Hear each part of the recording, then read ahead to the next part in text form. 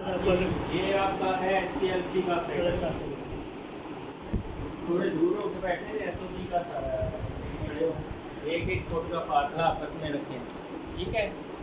ये आपके पास SPL का पूरा अपरेटस है, ठीक है। ये इसके साथ डिटेक्टर है, ठीक है। डिटेक्टर कई तरह के होते हैं, कोई फ्लोरेसेंट डिटेक्टर होते हैं, कोई थर्मल डिटेक्टर होते हैं। तो ये आपके पास मोबाइल फेस पड़ी हुई है AB और CD। डी में तो मोस्टली वो डिस्टल वाटर होता है, ठीक है। तो ये नीचे आपका जो है वेस्ट आ रहा होता है, ठीक है, आफ्टर एनालिसिस, ठीक है। तो सबसे पहले हम पैरामीटर को सेट करते हैं, प्रेशर कितना रखना है, फ्लो रेट कितनी फ्लो रेट रखना है आपने मोबाइल फेस का, और इसका टेम्परेचर सेट करते हैं ओवन का, ठीक है। सारा कोई इस कंप्यूटर के अंदर फीड करते हैं और वो आपका एक प्रोसीजर बन जाएगा, प्रोटोकॉल बन जाएगा, ठीक है।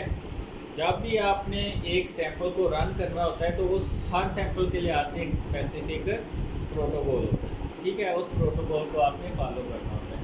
और ये मोबाइल फेस है, ये 3-4 बोटल्स आपको दिखाए गए हैं, ठीक है। इसमें आप एक बोतल के अंदर एक स्पेसिफिक कंपोजिशन के साथ 90-10 एथेनॉल और डिस्टिल वाटर, ठीक है। एक में आप एथेनॉल ज़्यादा कर लें और वाटर कम कर दें। इसी तरह एक में एस्टोनाइट्रल।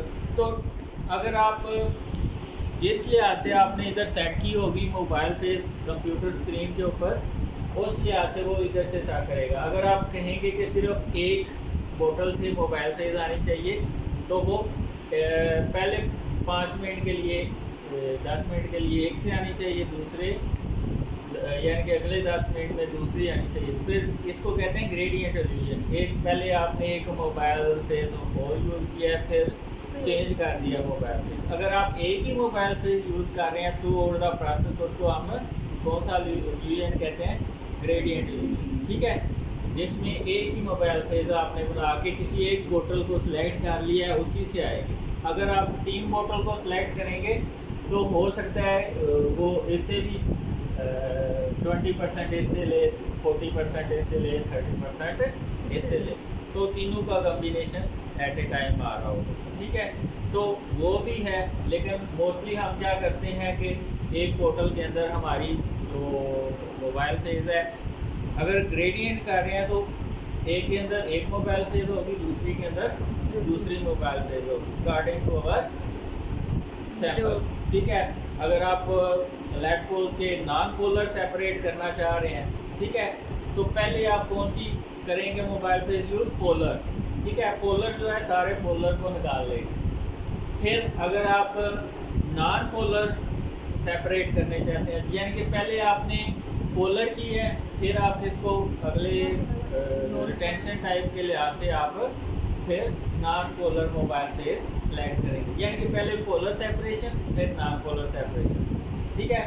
तो ये आपके पास है सॉल्वेंट रेजरवायर, जिसको हम क्या कहते हैं? मोबाइल फेस रेजरवायर, ठीक है। आप सॉल्वेंट आता है इधर, ठीक है, यहाँ पे आके मिक्सिंग होती है उसकी, ठीक है। मिक्सिंग होने के बाद इधर डीगैसर होता है, ठीक है। डीगैसर का काम क्या है कि अगर कोई एक्स्ट्रा गैस बबल आ रहा है, ठीक है, उसको रिमूव कर, ठीक है। फिर इधर से आप सैंपल को इंजेक्ट करते हैं। आप मैनुअल भी कर सकते हैं और ऑटोमेटेड भी है, ठीक है।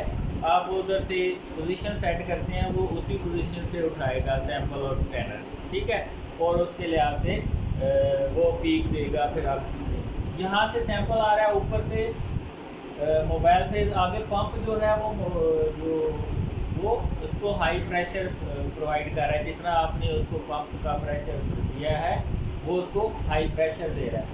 अब यहाँ से सैंपल आ रहा है, ऊपर से मोबाइल फेस आ रही है, वो मिक्स होती है, ठीक है। वो क्या होती है? मिक्स होती है। मिक्स होने के बाद फिर वो प्री एनालिटिकल कॉलम में जाती है। किस में जाती है? Pre analytical column. फिर ये जाती है कॉलम के अंदर, ठीक है। ये कॉलम है, ठीक है। कॉलम के अंदर होती है सेपरेशन। मोस्टली हम C18 जो है कॉलम यूज़ करते हैं। C18 कॉलम कौन सा होता है?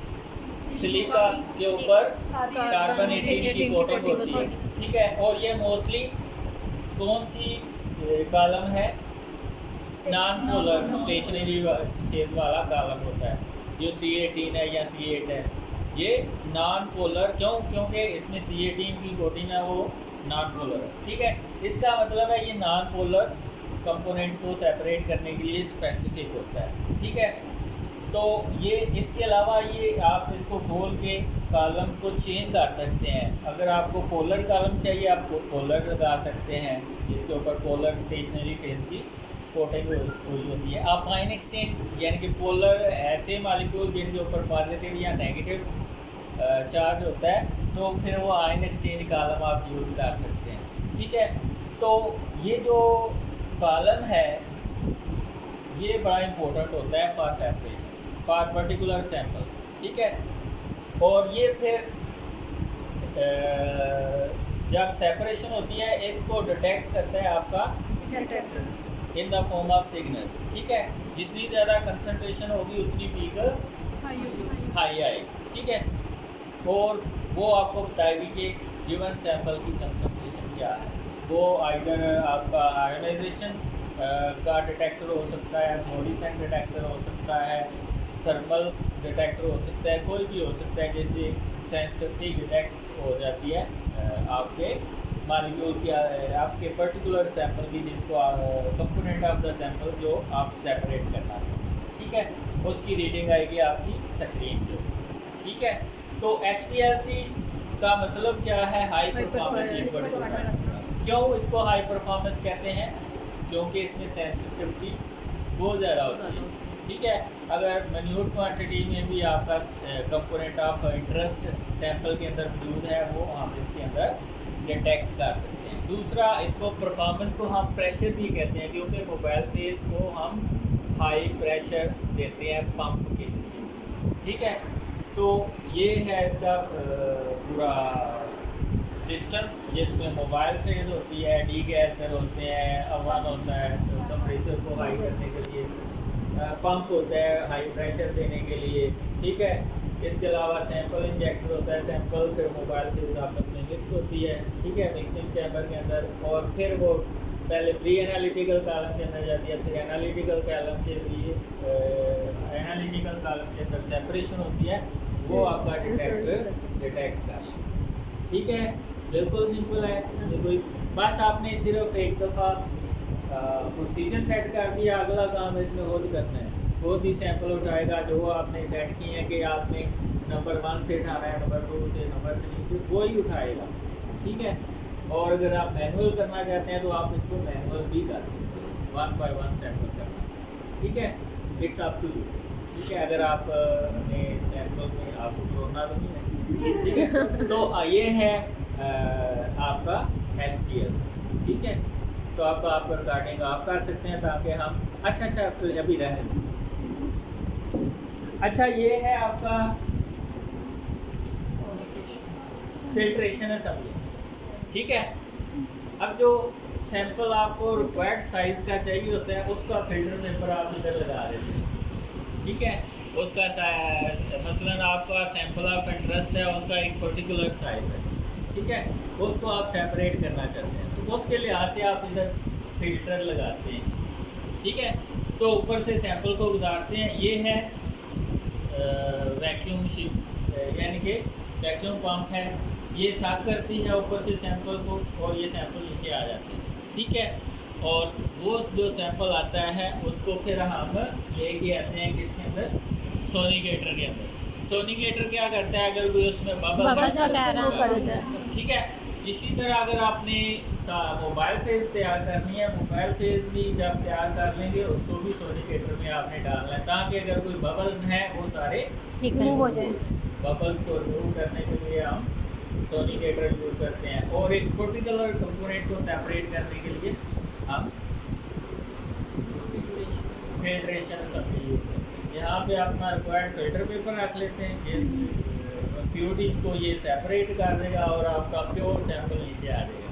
प्योर सैंपल जो आएगा उसको आप इंजेक्ट करेंगे, उसका डिफरेंट वॉल्यूम हो सकता है, 3 माइक्रोलीटर हो सकता है, ठीक है। तो वो फिर एनालिसिस हो जाएगा उसका एंड ऑफ टी का आपकी एसपीएल, ठीक हो गया। तो अब आप रिकॉर्डिंग ऑन करें।